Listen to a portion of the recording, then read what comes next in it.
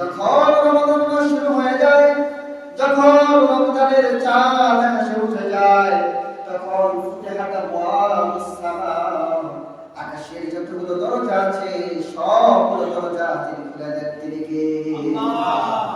আল্লাহ রাব্বুল আলামিন রমাদানের চাঁদের সাথে সাথে আকাশের রহমতের দরজা খুলে দেয়। হাদিসের মধ্যে বলা এসেছে জান্নাতের সমস্ত দরজাগুলো খুলে দেওয়া হয়।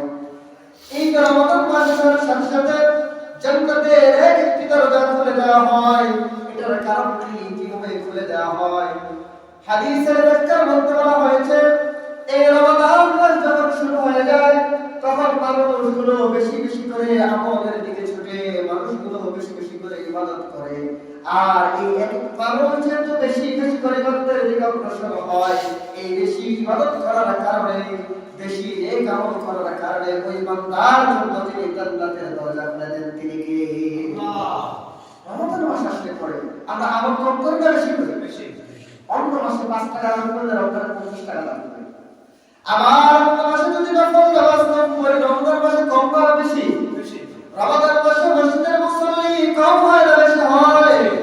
এই যে রমাদান মাসে মানুষগুলো বেশি বেশি নেক আমল করে, রমাদান মাসে বেশি বেশি নেক আমল করার কারণে এই আসমান এবং জমিনের যতগুলো রহমতের দরজা আছে সবগুলো তিনি খুলে দেন। তিনি কে? আল্লাহ। আল্লাহ বলেন, ওয়ালাউ আন্না আহলাল কুরা আমানু ওয়াত্তাকু লাফাতাহনা আলাইহিম বারাকাতিন মিনাস সামা।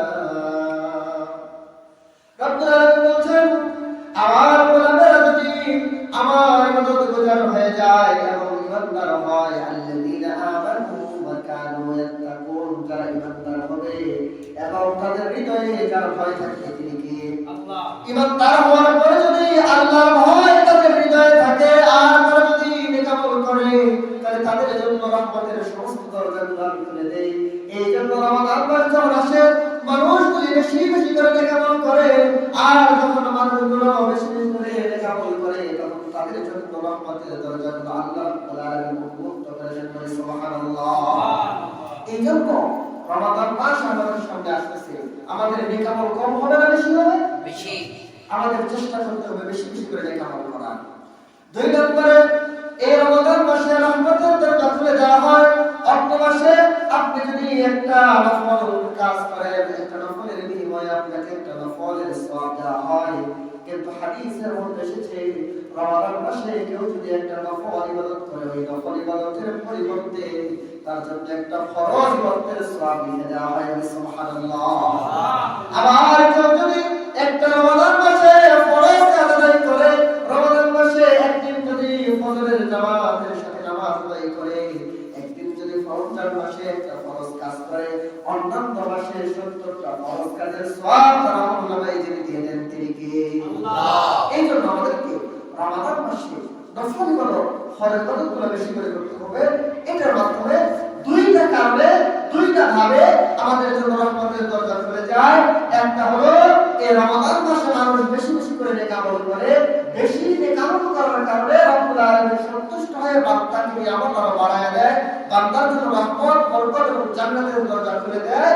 আরেকটা হলো রমাদান মাসে বান্দা যাই করুক না কেন, প্রত্যেকটা সওয়াবকে আল্লাহ রাব্বুল আলামিন অগণিতভাবে অসংখ্য কয়েক গুণ করে বৃদ্ধি করে দেন। সুবহানাল্লাহ।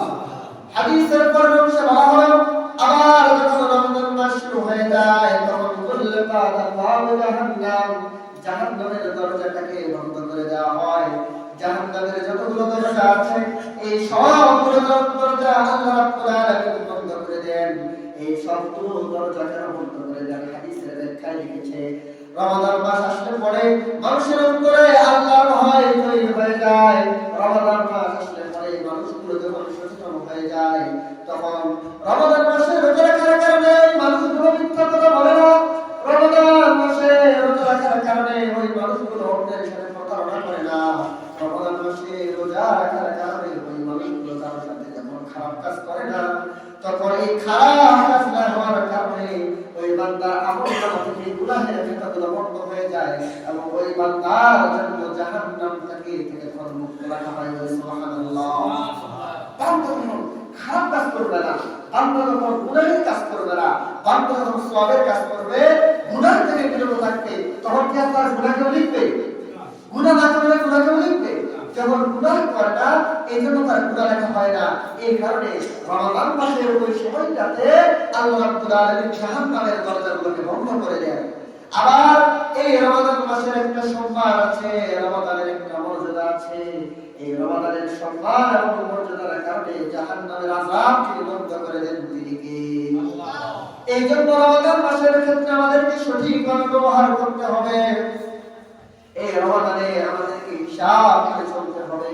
আমরা কতটুকু নেক আমল করেছি, কতটুকু বদ আমল করেছি, কতটুকু ভালো কাজ করেছি, কতটুকু খারাপ কাজ করেছি, এই বিষয়গুলো আমাদেরকে হিসাব করতে হবে। আল্লাহ রাব্বুল আলামিন আমাদেরকে রমাদান মাসে এমন একটা মাস দিলেন, আল্লাহ রাব্বুল আলামিন বলছেন, বান্দা তোমরা কি জানো রমাদানের মর্যাদা কেমন? আমি কোরআনুল কারীমের ভিতরে 6,500 মতো আয়াত দিলাম। এই 6,500 আয়াতের মধ্যে আমি জানায়া দিলাম, ইন্না ইদ্দাতাশ শুহুরি ইনদাল্লাহি 12 শাহরান ফি কিতাবিল্লাহ। আমি রব্বুল আলামিন জানায়া দিলাম, আমি রব্বুল আলামিনের একটা খাতা আছে, আমি রব্বুল আলামিনের একটা ডায়েরি আছে। এই ডায়েরিতে মানুষের জন্য সর্বনার জন্য 12টা মাস আমি দিয়েছি। ও বান্দা তোমরা শুনো, আমি রব্বুল আলামিন 12টা মাসের ঘোষণা দিলাম, কিন্তু কোরআনুল কারীমের ভিতরে 11টা মাসের নাম দেই নাই, শুধু একটা মাসের নাম দিয়েছি। সেই মাসটার নাম বলেন তো কি?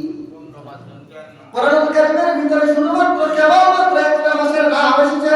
রব্বুল আলামিন বলেন, শাহরু রমাদান আল্লাযী উনজিলা ফীহিল কুরআন হুদাল লিন-নাসি ওয়া বায়্যিনাতিন মিনাল হুদা ওয়াল ফুরকান।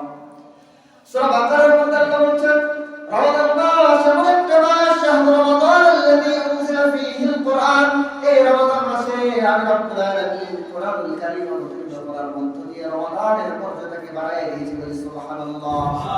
এই রমাদান মাস এমন একটা মাস, এই মাসে শুধু কোরআন অবতীর্ণ হয়েছে বিষয়টি এরকম নয়।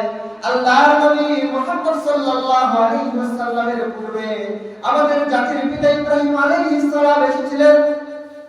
আমাদের জাতির পিতা ইব্রাহিম আলাইহিস সালাম যখন নবুয়ত প্রাপ্ত হয়েছিলেন, নবীর প্রতি নবী ইব্রাহিম আলাইহিস সালামকে যেদিন আল্লাহ রাব্বুল আলামিন কিতাব দান করেছিলেন, সহিফা দান করেছিলেন, সেই দিনটা ছিল রমাদানের প্রথম তারিখ। বলি সুবহানাল্লাহ।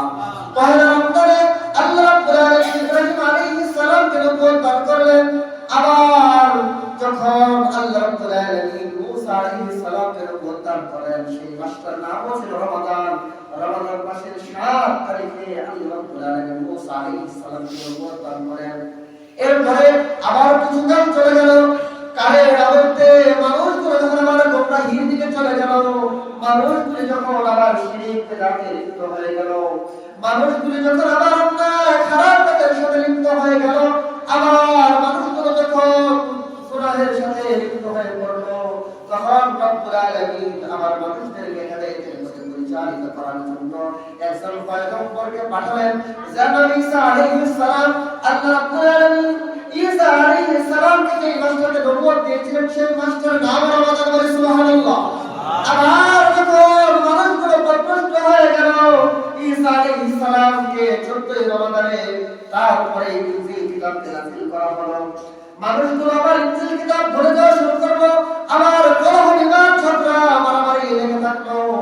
আরব এই জায়গাটা, এই আরব জায়গাটাকে আইয়ামে জাহিলিয়াতে রূপ নিল। তখন বিশ্বনবী সাল্লাল্লাহু আলাইহি ওয়াসাল্লাম দুনিয়ার জমিনে আগমন করলেন। তিনি জন্মগ্রহণ করার পরে দেখলেন এই আরবের ভিতরে মারামারি ঝগড়া ফাসাদ লেগে আছে।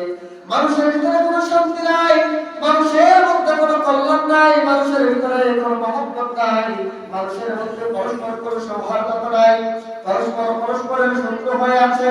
এই যে সামাজিক একটা অশান্তি, সামাজিক একটা কলহ বিবাদ, এই জায়গা থেকে কিভাবে মানুষদেরকে মুক্ত করা যায়, এটার জন্য তিনি ধ্যানে চলে গেলেন। হেরা গুহার পাহাড়ে তিনি আশ্রয় দিলেন। হেরা পর্বতের গুহায় তিনি যখন ধ্যানমগ্ন আছেন, এমন সময় তার কাছে জিবরাইল আমিন চলে আসলো। বলল ইয়া মুহাম্মদ ইকরা, তুমি পড়ো। মুহাম্মদ সাল্লাল্লাহু আলাইহি ওয়াসাল্লাম বললেন না আমি পারি, আমি পড়তে জানি না।